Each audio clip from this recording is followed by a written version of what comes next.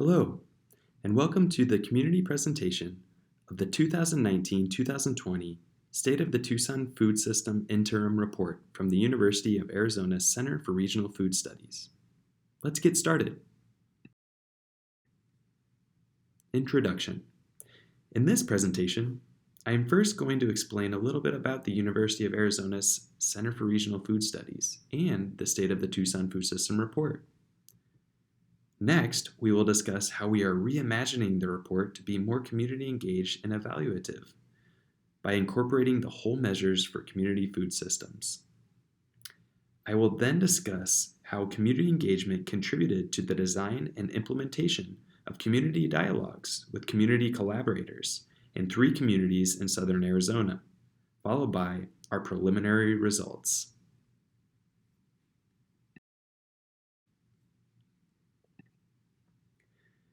From its inception as a land-grant institution, the University of Arizona has been the center of food research in Arizona. Today, the Center for Regional Food Studies is carrying on this tradition. Our mission is to integrate social, behavioral, and life sciences into interdisciplinary studies and community dialogue regarding change in regional food systems. We involve students and faculty in the design, implementation, and evaluation of pilot interventions and participatory community-based research in the Arizona-Sonora borderlands food shed surrounding Tucson, a UNESCO-designated city of gastronomy, in a manner that can be replicated, scaled up, and applied to other regions globally. Reimagining the State of the Tucson Food System Report. The biennial State of the Tucson Food System Report seeks to support the efforts of diverse social actors and institutions working across various sectors of the Sonora, Arizona borderlands food system to underscore successes, problems, and barriers. To create a document that reflects diverse voices of engaged community members in southern Arizona, beginning in 2019, the Center for Regional Food Studies reimagined the State of the Tucson Food System report to include the participation of community-based collaborators in Nogales, Cochise, and Ajo.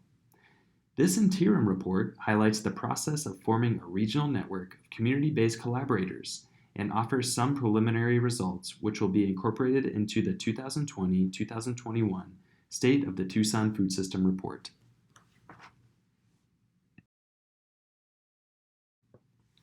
Values-based whole measures. The Whole Measures for Community Food Systems Toolkit offers one means to documenting change in the Sonora, Arizona borderlands food system through a process that can be revised and replicated over time by assembling data around 6 values-based fields. These fields are vibrant farms, healthy people, justice and fairness, thriving local economies, sustainable ecosystems, and strong communities.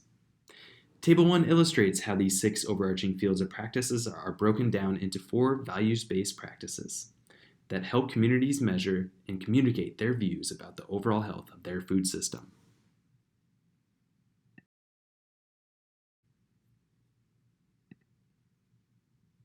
Community-engaged methodology. Between April and November of 2019, University of Arizona faculty and students made 3 outreach trips to visit and recruit community members from local schools, health clinics, and community centers in Nogales, Cochise, and Ajo, Arizona. Subsequently, 6 community-based collaborators were hired, 2 from each town. Community-based collaborators were trained over 3 Zoom video conferencing sessions using an adapted community partner research ethics training approved by the University of Arizona. Using the Whole Measures for Community Food Systems framework, a preliminary community dialogue guide was designed. After a pilot phase with the community-based collaborators, the survey guide was subsequently adapted to consist of 10 questions prompting discussion about the food system. Community-based collaborators worked in pairs to organize and host dialogues at local community health centers and schools in their respective communities. Participating community members were consented and briefed on the project. Each community dialogue consisted of one collaborator leading discussion and one collaborator taking detailed notes about the discussion. A total of 56 community members participated in the 6 community dialogues. 20% identified as male, and 80% identified as female. The ages ranged from 22 years old to 79 years old, with a median age of 40 years old. Among the participants were teachers, farmers, students, healthcare professionals, parents of school-aged children, retirees, and city workers.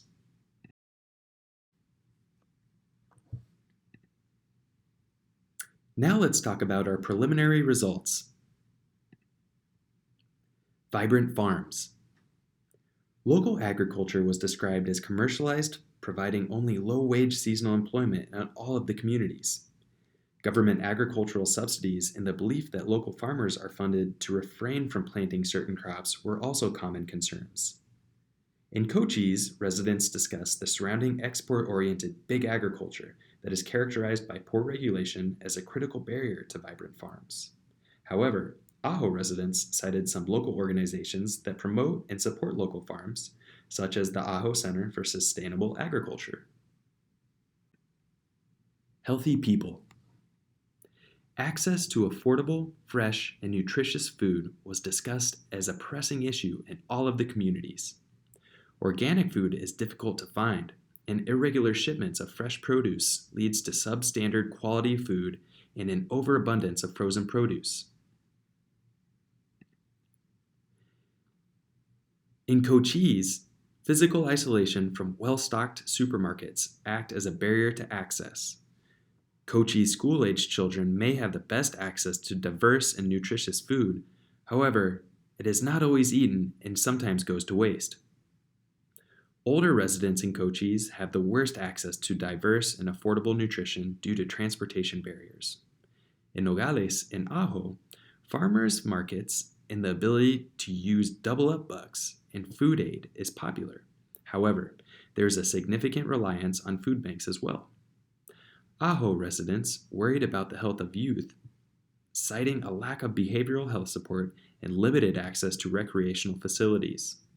Nogales residents cited diabetes, obesity, and heart disease as top health concerns overall, and dementia in older populations.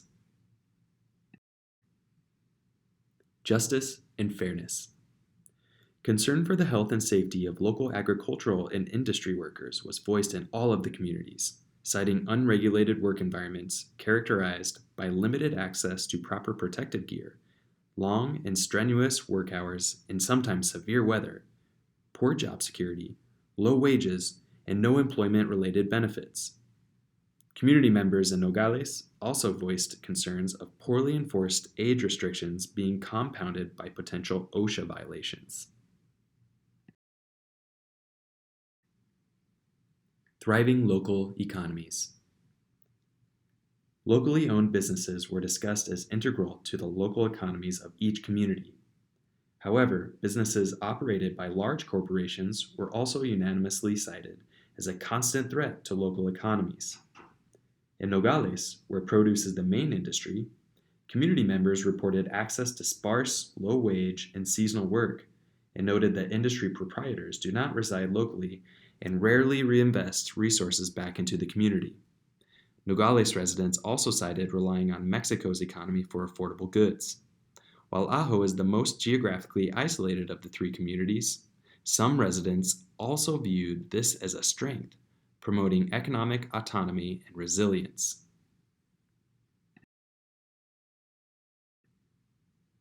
Sustainable ecosystems. Pollution, commercialized pesticide use, and declining pollinator populations were all common concerns. Improved recycling programs was also a popular theme discussed in each community. Ajo residents expressed worry about the impending effects of climate change. In Nogales, residents alluded to pollution and contamination they perceived to be coming from Mexico, while overfilled dumps and the mismanagement of landfills were mentioned to be affecting the U.S. side. Strong communities. While all of the communities voiced concerns about the loss of tradition and cultural food knowledge, there are local businesses and nonprofits who are helping to preserve regional food knowledge. AHO community members in particular discussed the importance of diverse local food practices, like home-based culinary endeavors, and the strength that is derived from the sociality and cultural exchange that is connected to food events like farmers markets and festivals. Conclusion. Southern Arizona is made up of diverse communities with diverse concerns about their food system. It is the Center for Regional Food Studies' goal to support this newly formed network of collaborators by sharing the results with the participating communities and eliciting their reflection and discussion while formulating the 2020-2021 State of the Tucson Food System report. Subsequently, the Center will support the goals of this network of collaborators, including aiding in decisions to pursue next steps and sharing resources and strategies for changes in practices, programs, and policies at various scales. Well, that's the end of our presentation. If you'd like more information, please contact our director, Dr. Megan Carney, at mcarney@email.arizona.edu, or visit our website at crfs.arizona.edu. Have a great day.